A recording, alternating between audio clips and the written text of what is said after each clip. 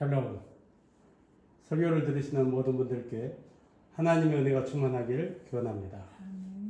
그럼 은사에 관한 설교를 시작하겠습니다. 제목은 은사를 구하지 말라. 좀 파격적으로 잡아봤습니다. 주제는 성경에 나타난 은사에 대한 성도들의 이해를 돕는다. 목적은 은사를 구하는 것이 아니라 은사를 사모하는 성도가 되게 하려는 것입니다. 본문 말씀은 고린도전서 12장 31절입니다. 같이 한번 읽어보시죠. 너희는 더 큰 은사를 사모하라. 내가 또한 가장 좋은 길을 너희에게 보이리라. 은사를 세 단계로 나누어서 살펴보고자 합니다. 첫째, 은사는 무엇인가? 둘째, 은사는 언제 받나? 셋째, 은사를 어떻게 대해야 하나? 첫 번째, 은사는 무엇인가? 일반적인 윤리에 있어서의 은사는 임금이나 부모가 신하나 그 자식에게 주는 것을 말합니다. 내려주는 것을 말하는 것이죠. 하나님의 은사라고 말해진 것에는 각양 좋은 것, 특히 구원, 영생, 성령 등이 있는데 최대 최량의 은사는 하나님의 외아들 예수 그리스도시다. 이렇게 요한복음과 로마서에 있습니다. 하나님은 은사를 다 주셨다. 야고보서 1장 17절에 보면 각양 좋은 은사와 온전한 선물이 다 위로부터 빛들의 아버지께로 내려오나니, 하나님은 각양 좋은 은사들을, 온전한 선물들을 다 우리에게 주셨습니다. 그 근거로 로마서 8장 32절에 자기 아들을 아끼지 아니하시고 우리 모든 사람을 위하여 내주시니까 어찌 그 아들과 함께 모든 것을 우리에게 주시지 아니하겠느냐. 은사가 뭐라고? 아들을 내어줬는데 안 주겠습니까? 고린도전서 12장 32절 말씀을 보면 더 큰 은사를 사모하라 그랬는데 이미 그 말 속에 은사가 전제되어 있다는 사실을 발견할 수 있습니다. 성경에 기록된 은사의 두 형태를 보면 로마서와 고린도전서에 나와 있습니다. 로마서 12장에 보면 예언이면 믿음의 분수대로, 섬기는 일이면 가르치는 자면, 위로하는 자면, 구제하는 자면, 다스리는 자는, 긍휼을 베푸는 자는 등으로 해서 좀 긴 구절인데 제가 잘랐습니다. 고린도전서 12장도 보면 지혜의 말씀, 지식의 말씀, 병 고치는 은사, 믿음, 능력 경험함, 예언, 영분별, 방언의 통역 등 은사에 대해서 명시적으로 기록되어 있습니다. 은사는 언제 받나? 모든 은사는 하나님의 선물이다. 이게 제일 중요한 포인트 같습니다.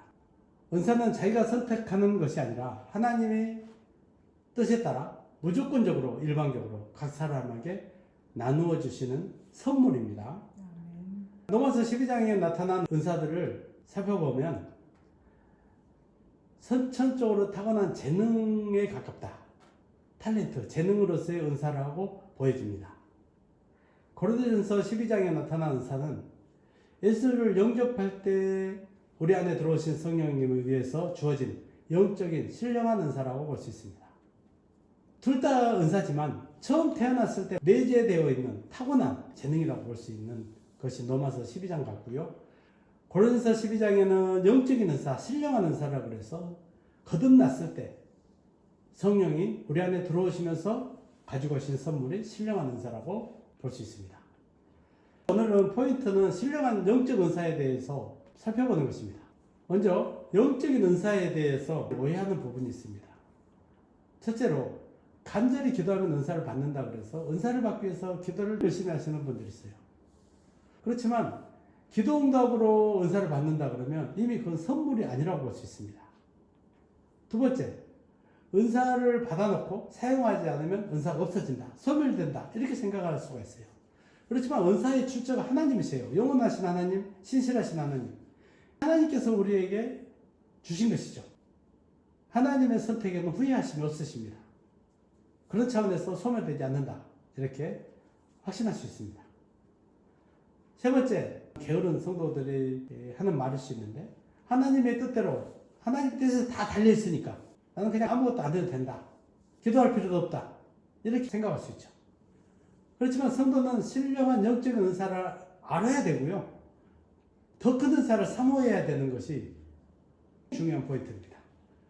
은사를 받은 것으로, 우리 안에 있는 것으로 자족하고 만족할 수는 없다는 것입니다. 조금 더 나아가 보면 하나님은 신령한 은사에 대하여 성도들이 알고 그 은사들을 사용하기를 원하셨어요. 고린도서 11장에 나와요. 우리가 구원 받을 때 성령의 은사를 동시에 받았다는 사실을 성도들이 잘 모르셔요. 예를 들어보면 우리가 남의 집에 처음 찾아갔을 때 빈손으로 들어가는 사람이 별로 없습니다. 선물을 가지고 가죠. 하물며 영원하신 하나님, 거룩하신 하나님, 그 하나님께서 우리 안에 찾아오셔요. 빈손으로 오셔요? 그냥 빈손으로 오셔서 우리를 점령하시고 주인 행세하시나요? 아니죠. 우리를 위해서 오십니다. 그래서 우리에게 필요한 은사들을 성령님이 우리 안에 들어오실 때 다 가지고 들어오십니다. 문제는 이 은사에 대해서 무지합니다. 성도들이. 관심이 없어요. 은사에 대해서 관심이 없으면 그걸로 끝나는 게 아닙니다. 하나님의 뜻이나 능력에 대해서도 자연히 관심이 없습니다. 먹고 살기도 힘드는데 하나님의 뜻을 언제 이루어드려요? 내가 돈을 벌어서 하면 되지 하나님의 능력으로 내가 무엇을 한다는 것 자체가 얼토당토하는 말로 들립니다. 은사에 대해서 무지한다는 것은, 무관심하다는 것은 하나님에 대해서도 무관심하다는 것과 거의 동일합니다. 여전히 하나님을 믿으면서도 모든 일을 내 힘과 능력으로 하려는 경향이 있습니다. 신앙생활을 좀 오래 하다 보면 은사가 좋은 것을 알아요. 어떤 성도들은 은사를 잘 사용해서 하나님께 영광을 돌리고 또 존경을 받는 수가 있거든요. 그런 거 보면 나도 저 은사를 좀 받고 싶다. 이런 욕심이 생기죠. 그러면서 그 은사를 달라고 간절히 기도했는데 은사 안 주더라. 하나님 없더라. 이렇게 원망하는 사람도 들어 있습니다. 오늘 포인트라고 볼 수 있는 영적인 신령한 은사를 받는 방법입니다. 예수님을 믿고 영접할 때 예수의 영인 성령이 내 안으로 들어오시죠. 성령님은 내 안에 들어오실 때 귀하고 좋은 선물을 많이 가지고 오십니다. 아까 설명했죠. 성도는 성령님이 가지고 온 선물이 무엇인지 관심을 가져야 돼요. 예수 믿고 영생 얻었다. 끝!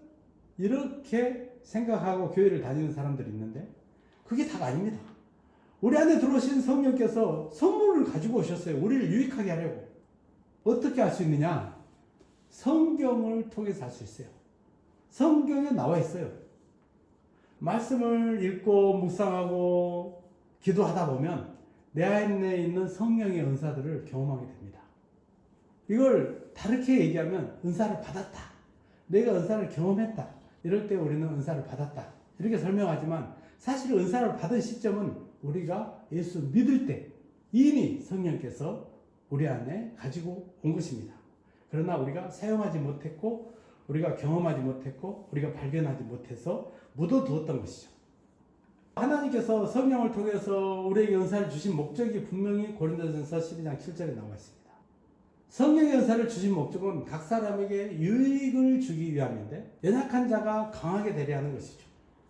성령의 은사를 통해서. 성령의 능력을 통해서. 그 강하게 된 궁극의 목적은 뭐냐? 성도가 성령의 은사로 많은 사람들에게 하나님의 구원과 하나님의 사랑을 보여주는 것이죠. 하나님의 구원과 하나님의 사랑을 알려주면 그것을 듣고 보는 사람들이 하나님께 영광을 돌리는 것입니다. 하나님께서는 사람들의 입술을 통해서 하나님이 살아계시구나. 하나님이 우리를 사랑하시구나. 이 사실이 찬양되기를 원하시는 것입니다. 그러므로 이제 성도들은 은사를 어떻게 대해야 됩니까?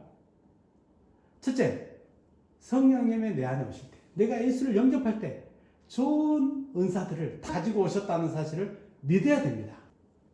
둘째, 하나님의 말씀 묵상과 기도를 통해서 하나님을 알게 될 뿐만 아니라 은사들 또한 많이 알고 경험할 수 있게 됩니다. 은사를 내가 받고 싶다. 은사를 경험하고 싶다.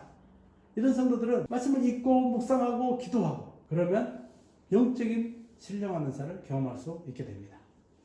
오늘 본문 말씀에 너희는 더 큰 은사를 사모하라. 내가 또한 가장 좋은 길을 너희에게 보이리라. 더 큰 은사를 사모하라. 이 말과 동격으로 평행선에 있는 말씀. 우리 주 예수 그리스도의 은혜와 그를 아는 지식에서 자라가라. 영광이 이제와 영원한 날까지 그에게 있을지어다. 우리가 은혜와 그를 아는 지식에서 자라가면 영광이 예수님에게, 하나님께 있다는 것입니다. 말씀은 복이다. 이 말씀을 전할 때 이 구절을 인용한 적이 있습니다. 은사도 비슷합니다. 하나님의 말씀과 기도를 통해서 은사를 경험해서 하나님을 알게 되고 그 영생이 자라가면, 은사가 더 풍성해지면 하나님께 영광이 됩니다. 이 사실을 우리는 꼭 기억해야 됩니다. 지식적인 믿음 비웃을 게 아닙니다. 하나님을 아는 지식은 반드시 갖추어야 될 덕목입니다. 그리스도의 은혜와 그를 아는 지식에는 성령의 은사와 성령의 역사도 포함됩니다. 안다는 것은 지식적으로 아는 것이 아니라 경험에서 아는 것, 서로 밀접하게 긴밀하게 아는 그러한 알물, 안다는 표현을 합니다. 그리스도의 은혜와 성령의 역사, 그 세밀한 부분까지 아는 지식이 있어야 되는 것입니다. 성령의 은사를 잘 사용해야 됩니다. 현재 큰 은사를 사모하며 말씀과 기도 생활을 성실히 하는 사람은 이미 은사를 사용하고 있다고 볼 수 있습니다. 그분들은 주 안에서 은혜와 진리가 충만한 지혜로운 성도라고 볼 수 있죠. 하나님께서 각 사람의 유익을 위해서 하나님의 뜻대로 은사를 주셨어요. 우리가 이미 받은 은사를 잘 사용해서 하나님의 뜻을 이루어 드리는데 성공해야 됩니다. 그것이야말로 우리가 신앙 안에서 우리 인생이 성공적으로 살았다, 성공적인 삶이다, 이렇게 표현할 수 있습니다. 말씀을 정리하고 마치겠습니다. 은사를 구하지 말라는 제목으로 설교를 시작했지만 더 큰 은사를 사모하라는 말로 끝을 맺습니다. 이제 이미 받은 은사에 감사하고 그걸 더 풍성하게 경험하고 그러기 위해서 더 큰 은사를 사모하고 하나님께 큰 영광을 돌리는 성도가 되시기를 간절히 축원합니다. 아멘.